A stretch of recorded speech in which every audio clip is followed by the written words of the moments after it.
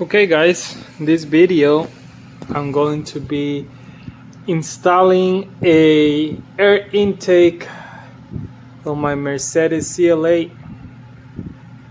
You guys see it out there? Beautiful. So this is gonna be a DIY air intake because I don't want to pay $400. So I'm just gonna go to AutoZone and buy the filter and the other adapters that I'm gonna be needing, and I will show you guys.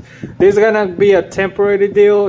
I'm eventually gonna purchase the $400-500 cold air intake. For now I just purchased this car, so for now I just want a little bit of a faster throttle response, and